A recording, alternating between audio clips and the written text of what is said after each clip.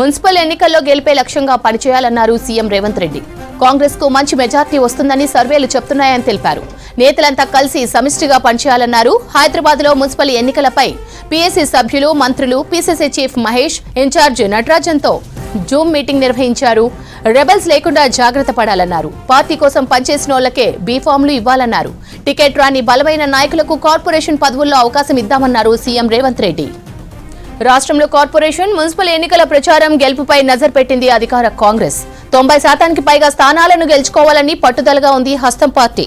ఇప్పటికే మంత్రులు, పార్టీ ముఖ్య నేతలకు జిల్లాల వారీగా బాధ్యతలు అప్పగించింది కాంగ్రెస్. మున్సిపల్స్ కసరత్తులో భాగంగా కీలక సమావేశం నిర్వహించింది కాంగ్రెస్. మున్సిపల్, కార్పొరేషన్ ఎన్నికలపై సీఎం రేవంత్ రెడ్డి అధ్యక్షతన జూమ్ మీటింగ్ జరిగింది. ప్రధానంగా పీఏసీ సభ్యులతో జూమ్ కాల్లో పాల్గొన్నారు సీఎం. పీఏసీలో AICC incharge Meenakshi, PCC chief Mahesh Goud members గా ఉన్నారు. మున్సిపల్ ఎన్నికలపై నేతలతో చర్చించి క్యాడర్ కు దిశానిర్దేశం చేశారు సీఎం రేవంత్ రెడ్డి.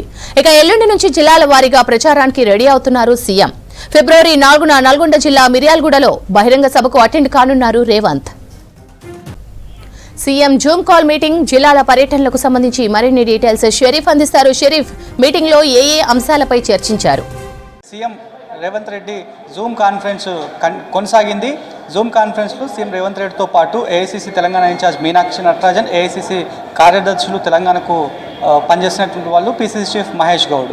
ఇక మరోవైపు పొలిటికల్ అడ్వైస్, పొలిటికల్ అఫైర్స్ సభ్యులతోనే పీఈసీ పొలిటికల్ ఎలక్షన్ కమిటీ సమావేశంగా ప్రస్తుతానికైతే పార్టీ వర్గాలు చెప్తున్నాయి. ఇవాళ జరిగినటువంటి సమావేశం పీఈసీ పొలిటికల్ ఎలక్షన్ కమిటీకి సంబంధించి, ఈ కమిటీలోనే పొలిటికల్ అడ్వైస్, పొలిటికల్ అఫైర్స్ సంబంధించినటువంటి సభ్యులు ఇంక్లూడ్ అయి ఉన్నారనేది పార్టీ నేతలు చెప్తున్నటువంటి మాట. ప్రస్తుతానికైతే మున్సిపల్, కార్పొరేషన్ ఎన్నికలో గెలిపే లక్ష్యంగా ముందుకు పోవాలని చెప్పి సీఎం రేవంత్ రెడ్డి జూమ్ సమావేశంలో నేతలను ఉద్దేశించి ఇన్ఛార్జ్ పార్లమెంట్ నియోజకవర్గం వారీగా మున్సిపల్ ఎలక్షన్స్ కోసం మంత్రులను ఏర్పాటు చేశారు. 20 మందికి పైగానే ఈ ఇన్ఛార్జ్లకు బాధ్యతను అప్పచెప్పారు.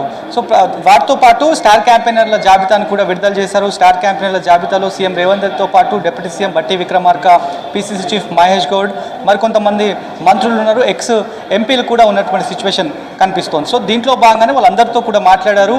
దాదాపు జూమ్ కాన్ఫరెన్స్లో స్టార్ క్యాంపెయినర్గా ఉన్నటువంటి ఆయా మంత్రులు ఎవరైతే ఉన్నారో ఆ మంత్రులంతా కూడా నేరుగా సీఎం రేవంత్ రెడ్డితో ఇంటరాక్ట్ అవ్వడానికి వెసులుబాటును కూడా కల్పించారు. 1 అవర్ పాటు ఈ జూమ్ సమావేశం కొనసాగింది. చాలా స్పష్టంగా సీఎం రేవంత్ రెడ్డి చెప్పినట్టుగా కూడా తెలుస్తోంది. మున్సిపల్, కార్పొరేషన్ ఎన్నికల్లో గెలుస్తున్నామనేటువంటి మాటను సీఎం రేవంత్ రెడ్డి చెప్పినట్లు అందరూ సమిష్టిగా, సమన్వయంతో కృషి చేస్తే ఖచ్చితంగా మెజార్టీ స్థానాలు గెలిపే లక్ష్యంగా ముందుకు పోయేటువంటి వెసులుబాట్లు ఎంతో ఉన్నాయనేటువంటి అంశాన్ని సీఎం రేవంత్ రెడ్డి జూమ్ సమావేశంలో చెప్పినట్లుగా కూడా తెలుస్తోంది. మరోవైపు రెబల్స్ అంశంలో పంచాయతీ ఎన్నికల్లో ఏవైతే తప్పిదాలు జరిగాయో, పంచాయతీ ఎన్నికల్లో రెబల్స్ క్రియేట్ అయ్యారు. కానీ మళ్ళీ గెలుపొందిన తర్వాత మళ్ళీ పార్టీలోనే మెర్జ్ అయినటువంటి పరిస్థితులు ఉన్నాయి. కానీ ఇప్పుడు భిన్నంగా సిచ్యువేషన్స్ ఉంటాయి. అప్పుడు కేవలం కాంగ్రెస్ అభ్యర్థి బలపరిచినటువంటి వ్యక్తులుగా చూస్తారు. కాబట్టి ఇప్పుడు పార్టీ గుర్తుతో జరిగేటువంటి ఎన్నికలు కావడంతో చాలా ప్రతిష్టాత్మకంగా తీసుకోవాల్సినటువంటి అవసరం ఉంది. రెస్ట్లెస్గా పనిచేయాల్సినటువంటి అవసరం ఉంది. గ్రౌండ్ జీరోకి వెళ్ళి ఎవరైతే గెలుస్తారో అనేటువంటి అంశం చాలా క్లారిటీగా ఉంటుందో ఆయా డీసీసీలకు, వాళ్ళకు మాత్రమే టికెట్లు ఇవ్వాలి. ఒకవేళ టికెట్ రికమెండ్ చేస్తే కనుక ఆ రికమెండ్ చేసినటువంటి బాధ్యతని సంపూర్ణంగా వాళ్ళదే బాధ్యత ఉంటుంది. పూర్తి బాధ్యత వాళ్ళే వహించాల్సి వస్తుంది. వాళ్ళని గెలిపించే బాధ్యత వాళ్ళపైనే ఉంచాల్సి వస్తుంది అనే అంశాన్ని డీసీసీలు నూతనంగా 33 మంది డిస్ట్రిక్ట్ కాంగ్రెస్ కమిటీకి సంబంధించిన అధ్యక్షులను నియమించారు. వాళ్ళకు ఈ టాస్క్ని జూమ్ సందర్భంగా ఇచ్చినట్లుగా కూడా తెలుస్తోంది.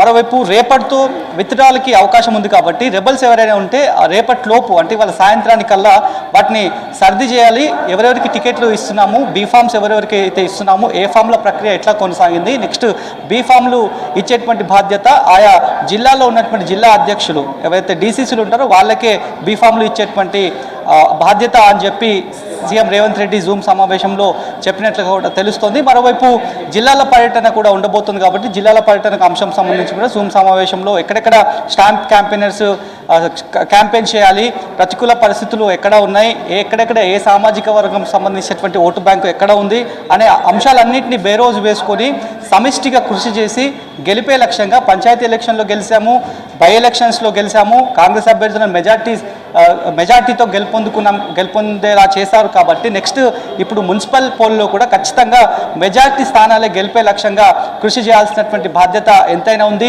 సర్వేలన్నీ కూడా తమ వైపే చెప్తున్నాయి. ఇంటర్నల్ జరిగినటువంటి సర్వేలన్నీ కూడా గెలుస్తున్నాం, మున్సిపల్ ఎలక్షన్స్లో గెలుపు మనదే ఉంది. ఇంకాస్త కష్టపడితే కనుక అనుకున్న టార్గెట్ని రీచ్ అయ్యేటువంటి అవకాశం మెండుగా ఉన్నాయటువంటి అంశాన్ని అయితే చెప్పారు. మరోవైపు స్టార్ క్యాంపెయినర్స్లో ఉన్నటువంటి మంత్రులు ఎవరైతే ఉన్నారో వాళ్ళు కూడా నేరుగా ఇంటరాక్ట్ అయ్యారు.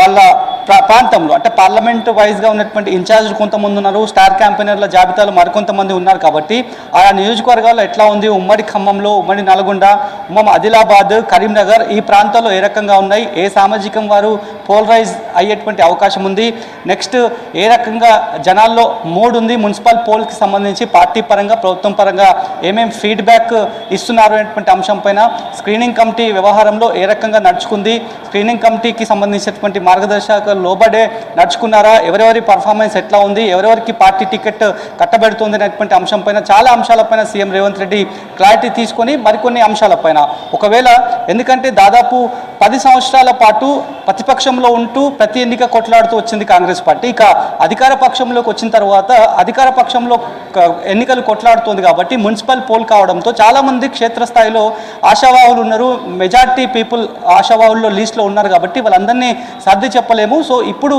ఆ సర్ది చెప్పే బాధ్యత కన్సర్న్ ఇన్ఛార్జ్ మంత్రులకు ఉంటుంది, డీసీసీలకు ఉంటుంది. ఒకవేళ ఇప్పుడు సాక్రిఫైస్ చేస్తే కనుక వాళ్ళకి నెక్స్ట్ కార్పొరేషన్ పదవులో లేదంటే మార్కెట్ కమిటీకి సంబంధించినటువంటి డైరెక్టర్ పోస్టులో అవి ఇస్తామని చెప్పి నేరుగా హామీ ఇవ్వండి, మీ మాటగా హామీ ఇవ్వండి అనేటువంటి అంశం పైన ఎండ్ ఆఫ్ ద డే ఖచ్చితంగా గెలిపే లక్ష్యంగా ప్రతి ఒక్కరూ కృషి చేయాలనేటువంటి ఒక మెసేజ్ని మాత్రం జూమ్ సమావేశంలో సీఎం రేవంత్ రెడ్డి చెప్పినట్టుగా తెలుస్తోంది.